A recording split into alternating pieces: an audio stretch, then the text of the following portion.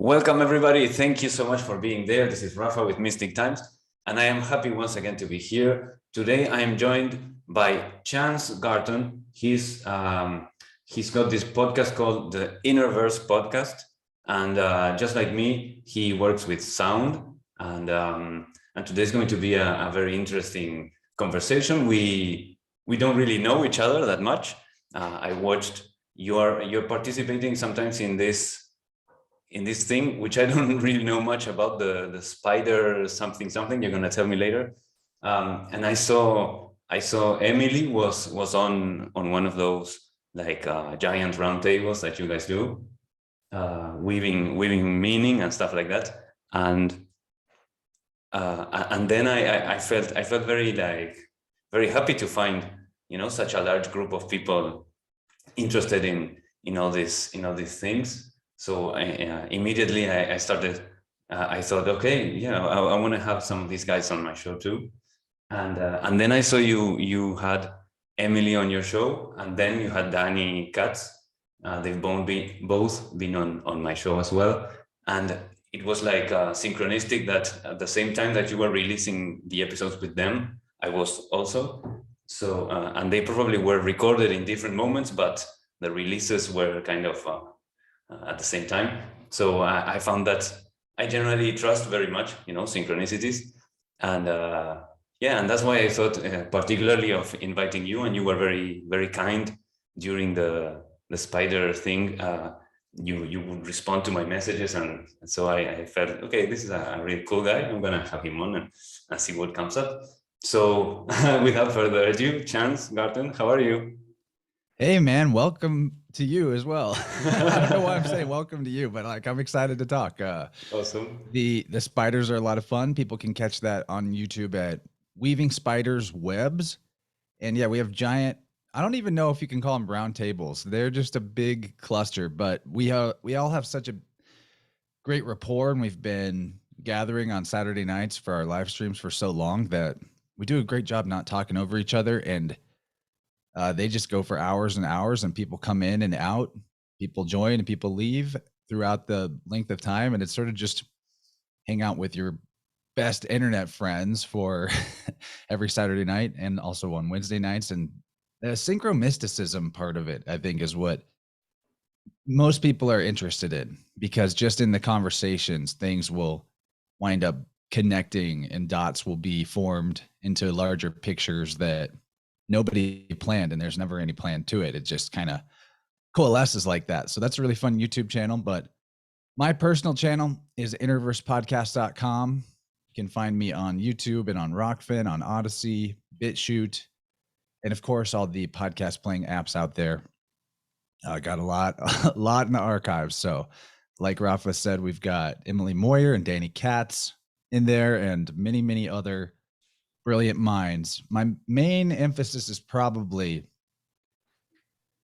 imagination. If I had to put it down to one thing, I think imagination is probably equivalent to source, since whatever the creative intelligence is that generates the realm, it works on the same functionality as the imagination. So everything I do, I'm trying to help pry open that third ear and third eye for everybody listening, and help them see the way to open up their imagination portal and step through to anybody that they think that they were meant to be. Awesome. Thank you for that introduction. I thought it was very, with watching and hearing Emily with the stuff of she calls it the glass bead game. I found that's something like a very interesting kind of exercise or sport or whatever. And you guys, what you were doing that time in the weaving spiders was also very, very much like that. And it's also the kind of the way that I usually do these conversations here on the show, unless it's with somebody who's like a very, very specific guy or girl for a particular topic, and you're going to talk about a certain particular thing. I generally kind of leave these conversations open. I love just like meeting new people and finding what we have in common, and how how we can like synergize together and create I don't know if create meaning, but create pointers to stuff for people's creativity as well, and for other people to like start connecting other ideas along their own journeys. Because I really think everything that you and I maybe are doing in our lives, and what we are interested in, and the ideas that come to us, they are all, I think we're all like sharing this like, maybe it's the imagination, or something they call the imaginal realm as well. We're sharing that, and people are, even though we may not meet or speak with some of them, they are in a similar frequency, let's say, and whatever we come up with here today, for example, somebody might get a little piece for their own jigsaw puzzle. And so yeah, so that's amazing for me to just have a conversation, and to know that other people will get something very valuable for their own journey from it. It's a great pleasure. And yeah, and at the same time, just meeting people like yourself. So as I was saying at the start, I know you work with sound. We have your tuning fork, back there, which we were speaking before. It kind of reminds me of like a weapon from like the Ninja Turtles or whatever. And this thing's mega awesome. I have a lot of tuning forks, but this is the fanciest one I've got. I think you can hear it here. So I work with sound, as you were saying. My modality comes from Eileen Day McCusick. She created a thing called the Biofield Anatomy. She didn't create it. She kind of like discovered it, stumbled upon it. And so I learned from reading her books how to use sound to get into people's auric field and pinpoint where there might be blockages and issues with flow, and help bring that stuff back into alignment and into harmony with the rest of their energy field, so that they can have a higher level of energetic clarity in all levels of their self. So it's very, very effective in summary. Like so far, I don't think anybody's come to me with something that they specifically wanted to work on that wasn't helped by the tuning.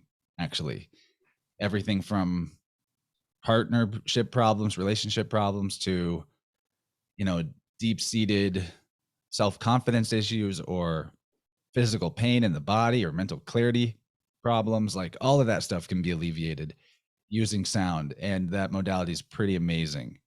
I'd really like it if more people picked it up and learned it, because it's simpler than it doesn't require any like actual magical powers, in my opinion, despite the fact that it feels very magical when you're doing it. You know, it works remotely.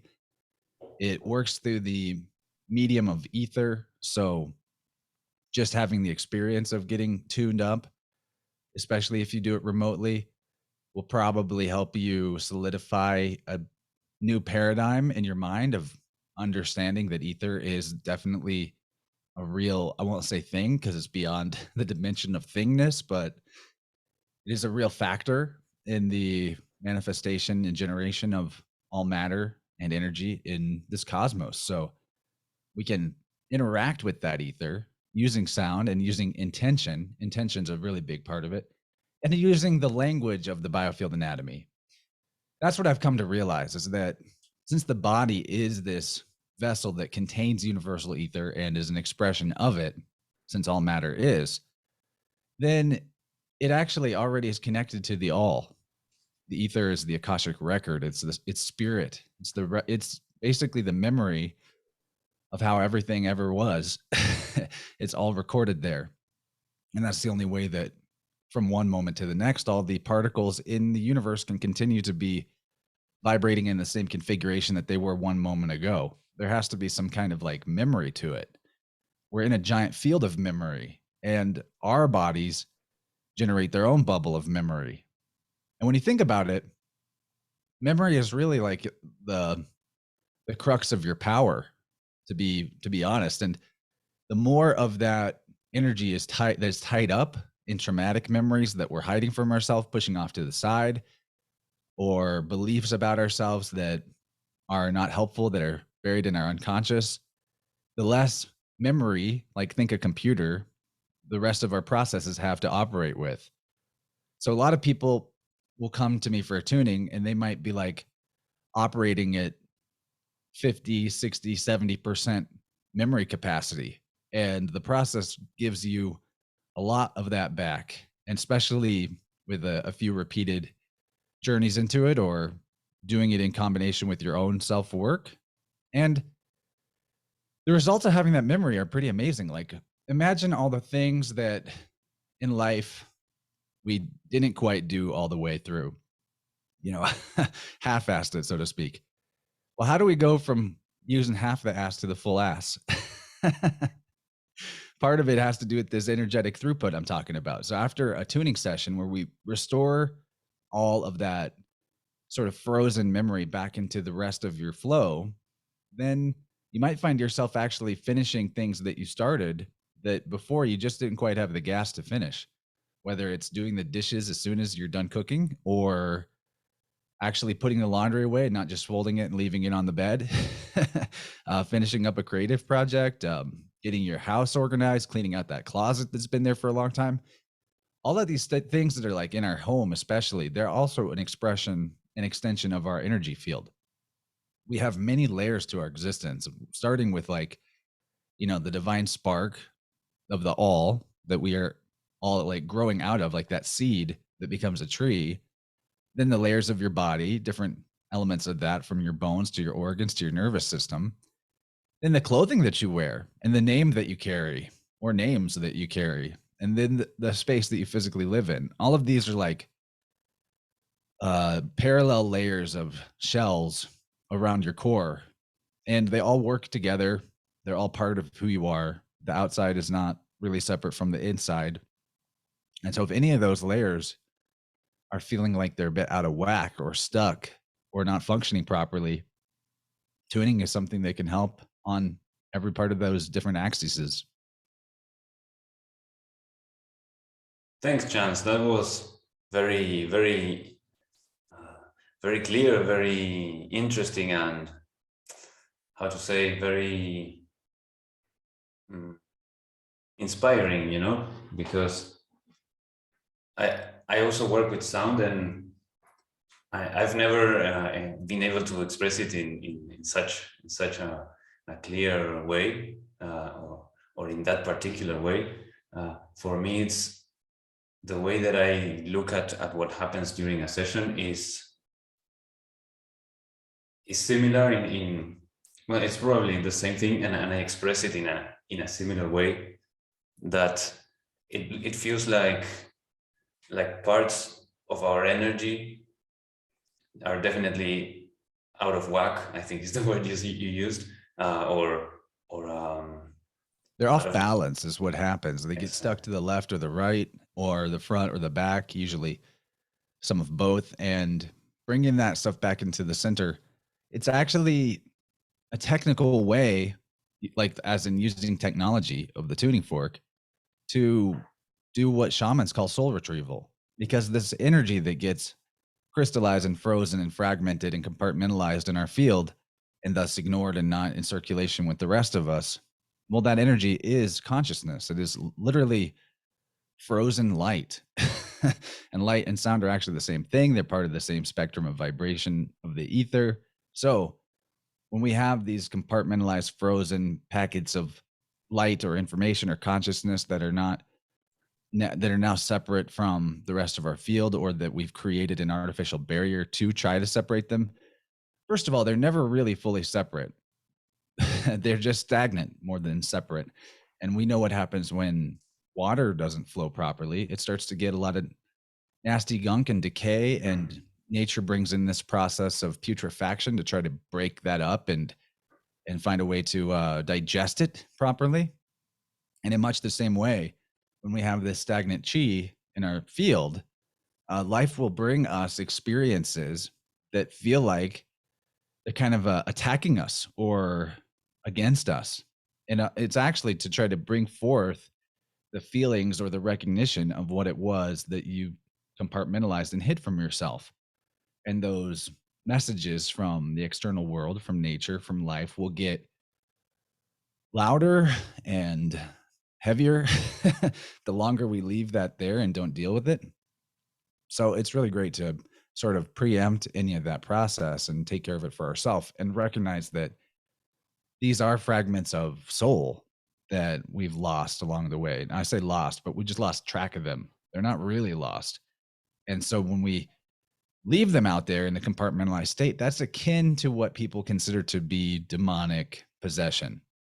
And I'm not trying to freak people out who haven't had like a tuning recently to make you think that you're possessed demonically. I just mean that this is a mechanism through which it happens, that we sort of possess ourselves with versions of ourselves, what you would call like other versions of ourselves that are really incomplete, like copies or pictures. And I say that because it's your energy. It's just not in circulation with the rest of you. And it's based on something that you experienced or that you believed about yourself that you didn't want to face. So it's like the worst moment of your life, perhaps, that, or at least what you consider to be some of the worst moments of your life or time periods of your life, that fragment of you, that identity that you didn't like of yourself at that time that you identified with, still continues to live on in your field unless you bring it into consciousness. And there's a lot of ways to do it. So I'm not saying like, oh, if you've had trauma, it's definitely there if you haven't gone through this process with what I do. But, you know, just look at the way your life is going and how well it flows, how much you are able to see things through to the end that you intend to do and initiate, the general quality and level of your health. Are you on an upward trajectory, or are you kind of, descending? Then that'll give you the clue of if this is something that might be good for you. But I think really anybody could benefit from it. It's highly relaxing, very, very energizing. Even if you've done a lot of work on yourself, and some of my clients come to me who have, it's still like a never-ending journey in terms of balance and wholeness, because of the fact that we are these vessels and containers for the universal ether or the all. It means that at a certain point, even if you've kind of like fully healed yourself, or you're in a really powerful expression of yourself and expanding, you're still able to go in and do the processes that we call healing. And it's going to affect the all. It's going to affect the all a lot more in a positive sense. And that's what it means when they say, heal yourself and heal the universe. If you want to change the world, then change yourself, that type of thing. I believe that it's very, very, very real. And people who have sessions with me even tell me about, like, we might work with some energy that has to do with one of their parents, for example. And like I've literally had this happen before, where we address some trauma from childhood with somebody's mother, and they haven't spoken to their mother in quite a while. And then like a day or two after the session, that person's mother calls them and they have like a reconciling conversation. That is not out of the realm of possibility, because all of these externals are extensions from you as like the central core or sun of your personal universe. That's very good. Again, you're good with words, and I can feel that you've done a lot of reading, a lot of research on this stuff, and I can feel your intuition. Like, for example, for me, I work very intuitively, so different ideas will come to me during a session. So I'll maybe use some crystals to represent the different parts of the body, and maybe some chanting. But the main thing that I use is music, and rather than using like for that, like perhaps it's in your case, using a tuning fork, which is like a a particular pure tone, for example, I'll use like different kinds of music, songs that I've made myself for these kinds of, like, to bring up certain energetic movements, perhaps inside the system of the patient or the client. And like I know that those things work, you know, because I at the moment I know, okay, so I'm just like trying to be present and feeling what I feel like. Okay, so I'll get this, I'll play this, and people start having like from visuals that feel like a dream, you know, with symbols, and then after the session we'll talk about whatever came up, or there's also a release like crying, and it's like such a, I feel so honored, you know, I love music, and I love it's been like a great tool in my own growth, and to now be able to share that with others and see an evolution, you know, in like you were saying, like in one session a person might reorder their aura, or whatever we could call it, enough to then be able to like you said, finish a project or understand themselves better, and why they have certain they tend to repeat certain behaviors, or it's really beautiful. And I love how you're putting it. For me, like something that you said at a moment, you said like that something might get stuck in the front or the back or the left or the right, and to think of it in that way, like physical and geometrical, you know, it lit some light bulbs for me. But would you mind talking a little bit more about this? I guess it's connected to that Biofield Anatomy. I guess the thing you were saying about the left, the right, the front, and the back. Maybe talk a little bit about either of those things. Yeah, man, that's a great idea. So first of all, I want to say props to you for your method and the intuitive way you're doing it. Like, a lot of my method is also intuitive. Things that come to mind, I've learned to trust during the process, that because I've surrendered to higher self, the entire thing, responsibility for the whole thing. Every session I do that, then there's like no wrong answers. That's how I treat it. And so far that's what wound up being wildly true. Some of the things that pop into mind for me that I didn't share with the client end up, they pretty much always end up having some resonance or being wildly accurate. Like, I use this example a lot because it's one of my favorites, but I had a session not long ago where I was like, I can tell that you've had painful issues with your ankles for your whole life. And they had broke their ankles 5 times in their life. And that's just from like an inner knowing that came when I was playing tones around the ankles. So you're using crystals to represent parts of the body. I also do that. I love that. And you're incorporating your own music, which I think is really cool, because music isn't made instantaneously. There's a lot of time and effort and energy and attention that's wrapped up in that process of creating it. And so your intention is probably pretty massively amplified by that channel, which is the music that you've created. I think that's really cool. So to talk about the Biofield Anatomy a little more, I'll give an example of how the Biofield Anatomy is like a microcosm of the way that the dynamics of ether in the universe seem to work. And so for that, like this month is Cancer season, right? We're in tropical season of Cancer. And Cancer has to do with the mother. It has to do with kind of abandonment wounding in terms of things that can go on a on a pain point area that relates to that part of the sky clock. Obviously, Cancer's got a lot of positive attributes too, way more than the wounds. But when we're talking about this process of healing, the wounding is what we're trying to address. So I have had consistency throughout the entire time that the sun has been in Cancer, that people that have come to me have had way more trouble, I guess, or their bodies are asking for more help on the left side. and the left side is, in the Biofield Anatomy, the mother side.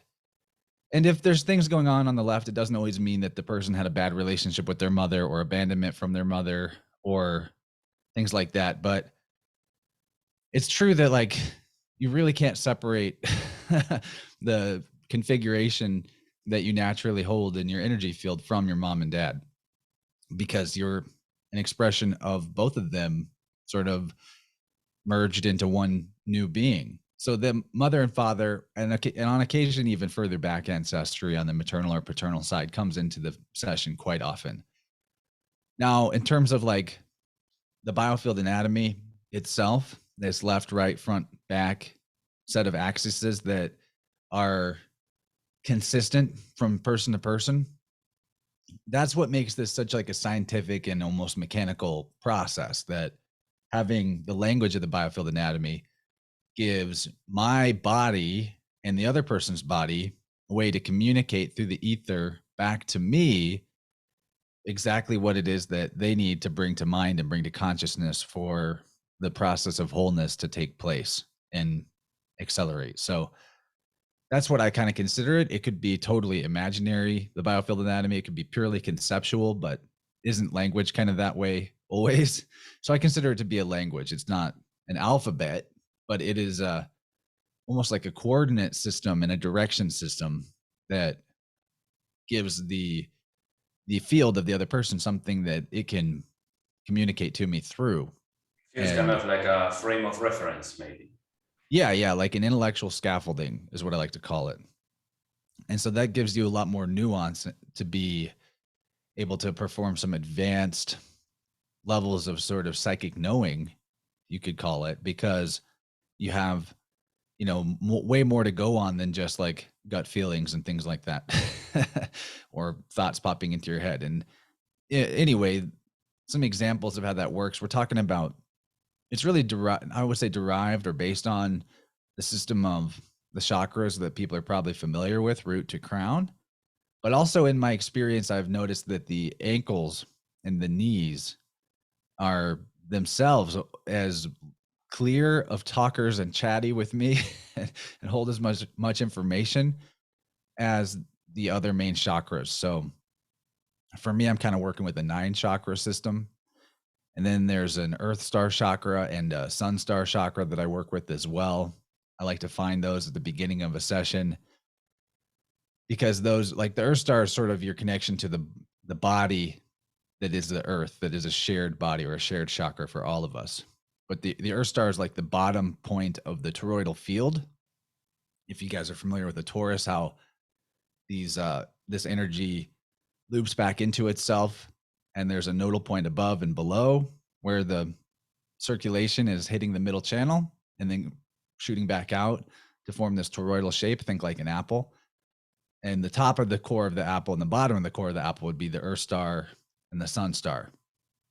And I find that, and sometimes it's out of balance, like it's not exactly where we would want it to be ideally, maybe too close to the body or too far away from the body or off to the left or right. And I look for that, and I get the sense of where it's at with like either a change of tone in the fork or something that I feel in my body.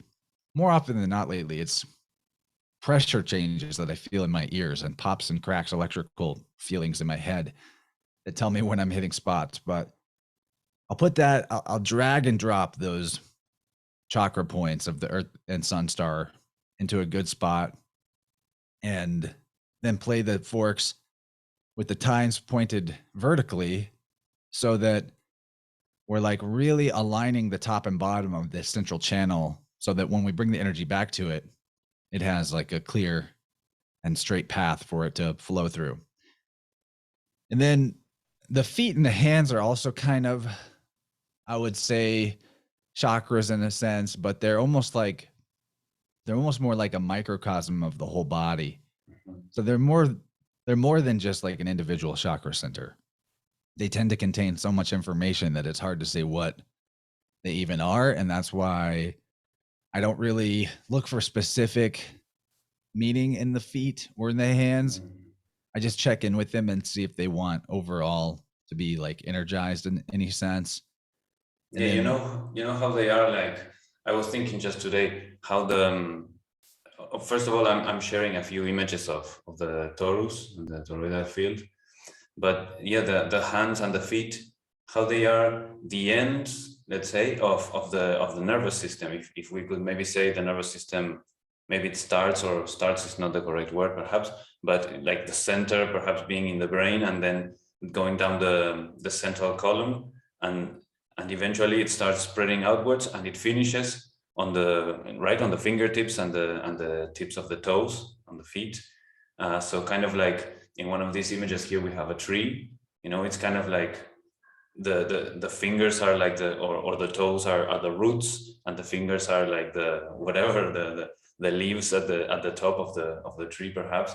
So definitely the hands and the feet, for me, they feel like areas from where this subtle energy can move out from. There's so many different kinds of healings that is done with the hands, because it's this point or this area where you can in a very particular way share your energy, and in particular also you can share, for example, in Reiki you connect with universal energy, so it's probably this universal ether you speak of, and then you flow it through your body, and you put it out through the hands. So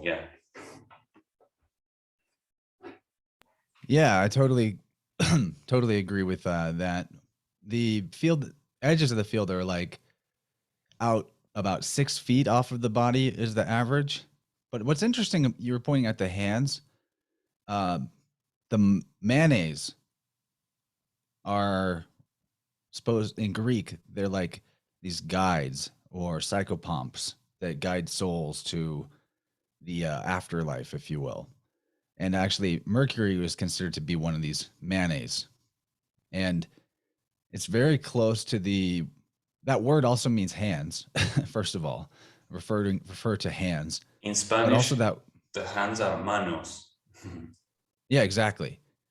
But think of words that connect to the moon as well, like mon, and you're very, very close to mayonnaise there. Anyway, that's a side tangent. But to go back to talking about the field, I'll screen share a little bit if that's okay. Can you enable that for me? Yeah, try now. Okay. Still, it's disabled for me currently. There we go. Awesome. All right, so we'll just look at a couple of these examples here. I made these charts that are very, this was for me to reference, and then now I've internalized this information, but it's still good to have. There might be a few things I would like to revise if I ever redid them, but most of the solar harmonic tones. But here we see like feet, ankles, knees, hands, and we can just grab a few examples like with the ankles, the front left side of the ankles. If there's energy stuck in that hemisphere of the biofield, then that usually relates to feeling stuck to stressful people or situations, metaphorically having trouble pulling out of the mud. Or if we go up to the root here, on the hips, like the root connects to our hips, right?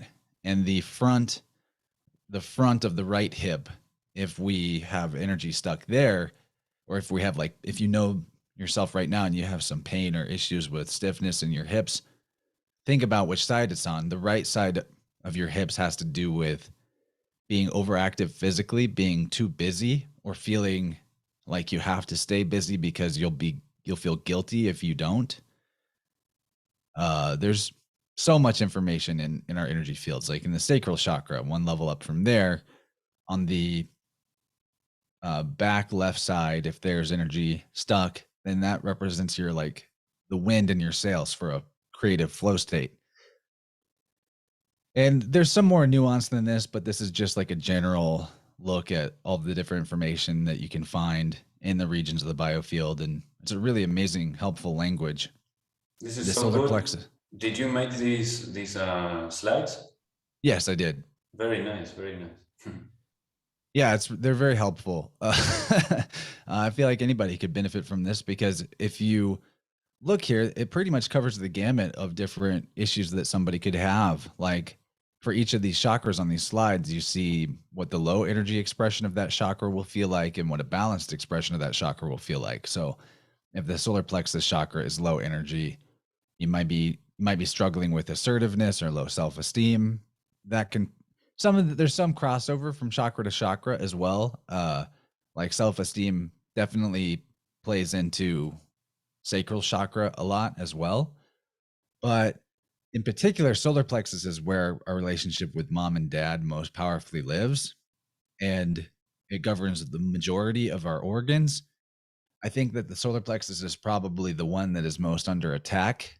You'd think it was the heart, but the heart kind of attacks itself enough if the other stuff is out of whack. So I think that in terms of what the powers that were and wannabe controllers and manipulators that have some understanding of occult psychology and apply it as a power differential against the people, and in particular with the way that things are poisoned and toxified on all levels of the different resources that we take in as living beings, I would say the solar plexus has taken the most shots.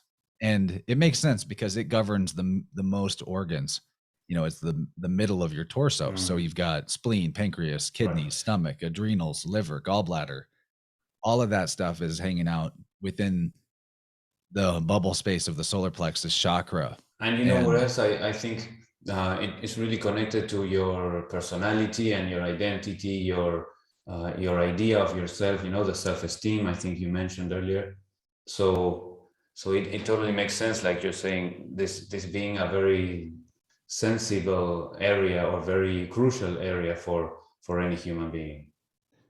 Yeah, because in a low energy expression, anywhere in your life that you feel that you are powerless or lacking power in some way, that's going to relate back to the solar. All versions of powerlessness and many things that you wouldn't necessarily call on the face of it powerlessness really are powerlessness in terms of how it plays out on your energy field system. So like anger, you wouldn't get angry about something unless you felt powerless to change it. You would just change it if you felt like you could. So, you know, anger and powerlessness go hand in hand in that sense. But so there's also in the sacral chakra, if you notice a lot of pain in your body, discomfort, pain in your body, nausea, things like that, generally that's relating to a sacral chakra low energy.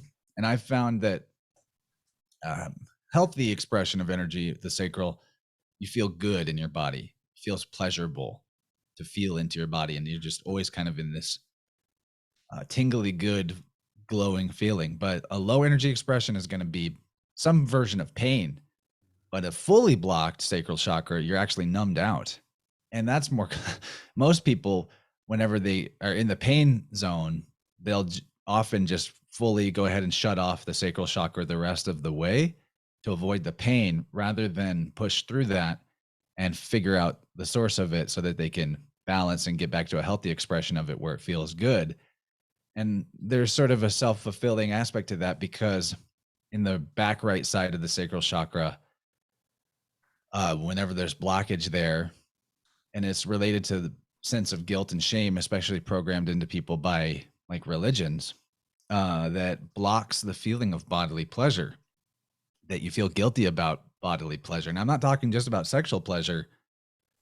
Blocking bodily pleasure of any kind, including sexual pleasure, is going to influence the rest of the functionality of sacral chakra. And so a lot of people, rather than go and embrace how good it feels to be in a body, in a healthy body, will go down into a full block of this chakra and fully numb out feelings from their body to begin with. And that's not a good place to be, because you are now losing track of your communication with the universal ether, with divine source.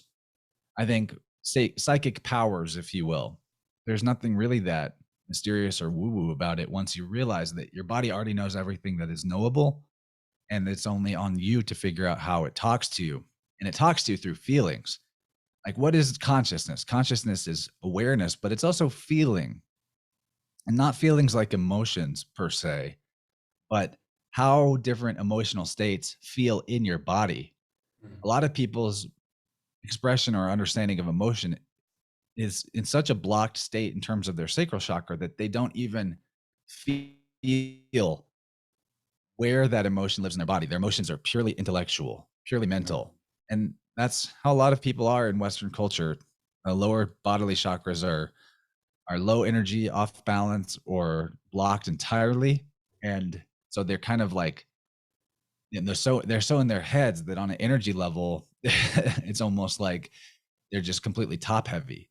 And sometimes even the third eye chakra will overly energize, but not in a way that gives them like clear mental vision or foresight. Instead, in a way that gets them repetitively looping in concern about the future or worry about the past. So there's a lot of other things we could look at with these other chakras, but I've done some presentations on this in the past and utilized these slides. People can find that on my Rockfin or on my website. I do like to talk about this all the time.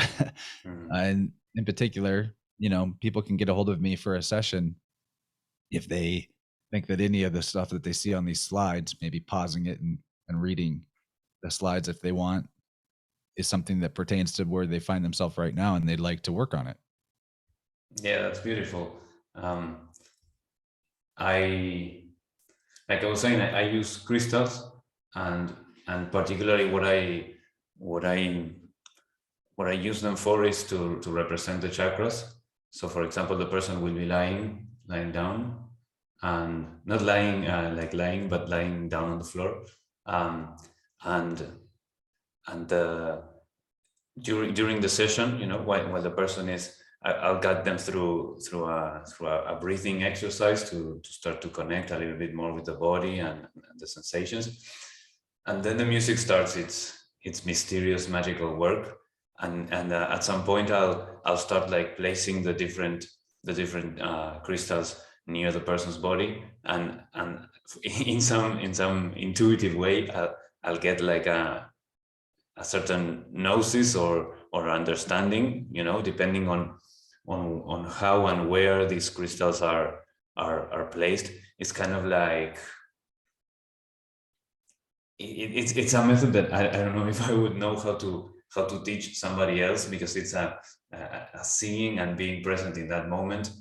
Like, you know how, for example, the tarot cards, and by the way, first, those slides you were sharing, they were awesome. I definitely invite people to go check out and find. Maybe you can share that presentation link, and I can put it in the description, because I think it's so important for people to become more aware of their subtle body and their energy body, to know more about it and to start to connect with that intuitively for their own selves. But as I was saying, for example, in tarot, you have something that the tarot taught me is okay, there we go. Here I have the link. Thank you so much, Chance. I'm gonna copy this, just a sec. Yeah, I'll share a couple with you. There's one that is a premium that's bigger, large presentation that has a group sound healing session with it. It's on my Rockfin for premium members to Rockfin, which is totally worth it. And then this other one is with Odin's Alchemy, Benjamin Balderson. And I don't give a group sound healing session, but I do go over this information in quite exhaustive detail as a presentation. So both of those are great links you might want to share. Very good. Yeah, I just drop them over there so I don't lose the link. And here we go. So one of the things for me, the tarot, up until some point, it was like something that I wasn't understanding. The same happened with astrology. It was a kind of like, you know, before you understand these things, they feel so alien, so ridiculous, so implausible. But then at some point, this kind of, you like when you learn a new language or a new skill, but it felt more like a language. It kind of like unlocked for me. I wouldn't say like 100% in one instant, but it went from like 0 to a relatively good amount of understanding. And I feel that was more than anything because of my own relationship to myself. I started to understand myself better, and suddenly these languages just unlocked, and I was able to like look at them and kind of started to get what the messages were that were coming from them. And through that process, let's say, I started understanding even more how, like, for example, you draw a card and it's quote unquote random, but the card symbolically starts to tell a story about something that is meaningful to you. So in a way, you draw a card and you kind of summon a synchronicity at that point, and it speaks to you. It's like, or the I-Ching or whatever. There's so many different kinds of modalities like this. And for me, I love the I-Ching. That's where I got started. I do tarot and I-Ching, and sometimes clients will come and do a sound healing and do cards with me afterwards, and we make a big thing of it. And it's amazing how the cards will reflect everything that we found going on in their energy field. It's almost like they just they back me up, Yeah, definitely. And what I'm trying to say is that one of the things that also came with the understanding of the cards and the astrology in particular for me was how it's not just the cards, it's not just the astrology. It's like you could just look at for example, here it's a little bit warmer inside because I have my stove on, but it's cold outside, and I have certain water droplets forming on the window, and you could look at those drops, and if you knew how to read them, you could like have an epiphany. You know what I mean? You could just, when you're walking down the street, pay attention at the different like archetypes or stereotypes of people that you cross in the street. Pay attention at how you feel around them, what thoughts come up when you're walking near certain places or certain people or certain pets or whatever, and everything is communicating, everything is telling you something about yourself, about this moment. Just like in a dream, you're dreaming, and many people work with dream and interpretation, symbology within dreams. And so my my point is that through understanding a little bit more and unlocking tarot, for example, I started realizing how much life, the waking world, is as much of a dream as the dream. How it's not something that's objective, material, solid, scientific, whatever out there, but it's more of a projection of my own self that is talking back to me. It's a reflection that is trying to tell me something about myself. So I invite people to start looking at the energy body, for example, with those videos that you shared, and looking a little bit more to understand the chakras, and then start to walk around the city or around the town and start to see what messages are coming up. Try not to necessarily impose any meaning in particular or any conclusion like, oh, therefore I must do whatever. No, it's just start to like read the environment. Yeah, man, what you're talking about is what I consider synchromysticism to be all about. And we do that with looking at media, movies, stuff happening in the news, connecting that all to the time of year that we're in and the sky clock and what's going on with the different luminaries. But one of the reasons why tarot is such a valuable discipline to explore is that just like the difference between playing a singing bowl and feeling good from that versus knowing the Biofield Anatomy and using it to get very targeted and specific direct information from somebody's energy field. It's the same thing with learning tarot and learning symbolism in general, is that once you have that symbolic literacy, you can start to apply it and see that everything is communicating all the time. We're in one giant communicating self-referential field of oneness.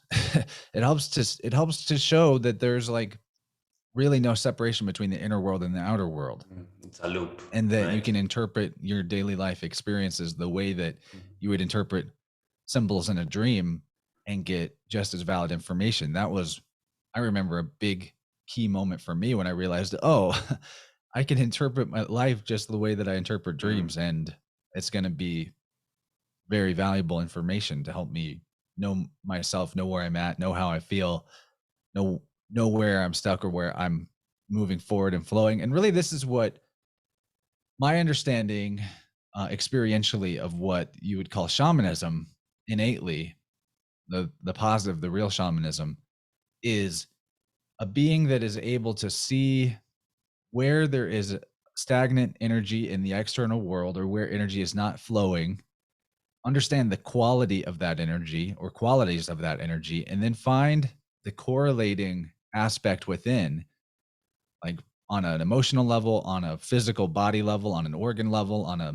meridian level, on a body part level, and they prime the pump of that particular quality of energy within themselves to bring about flow in the external world with the correlating aspect. And like the most advanced shamans that do that, they don't even tell you that they did it. They're just always looking for where there's stagnancy and where the flow could be assisted, and then they are doing some work on themselves internally, realizing that there's no difference between the external and the internal, and helping enhance and bring about the flow for the external world and for other people just by working on themselves innately. Chance, this is amazing. I'm loving everything that we're speaking about. I love how we come from very similar perspectives. And so once again, this is Rafa with Mystic Times. I'm very happy to be sharing this time with Chance Garton. I invite everybody to check out his podcast, Innerverse Podcast. You can find it on YouTube. And please, Chance, also share with people where else they can find you. And so we're going to be like rounding up this first hour and moving on to the second part, which will be likely available on my Patreon, or perhaps depending on how amazing or important or urgent I feel it could be, I might just share it on YouTube as well. And you can find me on Instagram at @atmanrafa. And please, Chance, share your links as well. Yeah, everything that I do, you can find a link to at innerversepodcast.com. And probably the best place to catch my stuff is Rockfin, because they actually financially support me back for that. But I also have a Patreon. I do a first hour free, second hour for premium members for my podcast. But also I have a weekly Wednesday night show called Vibrant, which is totally free and people can watch live, and there's a lot of participation with the audience. That's super fun. We do that synchromysticism decoding of a reality in real time with the audience's support and participation, and that's super fun. If they want to get in touch with me for a session to either do some card reading or attuning, they can email me, chance@innerversepodcast.com, or they can check out my website and look under the shop tab for the sound healing page and get more information there, or check out videos that I've made that talk about the process more, or even free group tuning sessions that I've done in video form that are available there that people say have been helpful to them. So I'd love to connect to anybody out there that is interested. And also we've got a really, really good Telegram group where we have geniuses of all different disciplines constantly asking questions and helping each other find answers and new questions together. Really fun time. So all of those links will be on my website, innerversepodcast.com. If you want to join the Telegram, search for the podcast name in the Telegram app, or just go to the chat link that is on my website. And thank you, Rafa. This has been fun. Thank you, Jens. This has been very much fun for me as well. I just want to share some, since we were talking about tarot, before we started the podcast, I drew 2 cards, and I'm going to share them because they were like two of these intense or powerful cards. And maybe we can start the second half by having a kind of what you call it, having a go at interpreting them and seeing what they might be pointing at. So I'm going to show them in order. I did 2 cards. First card, the 3 of Swords. Very intense kind of card, relationships and stuff like that. Second card, oh my God, the 10 of Swords. So it's a very, very slicey or pointy kind of metal type of energy that came up today. And we'll see to check those out on the second half. So thank you everybody for being there. We'll see you on the other side. Bye.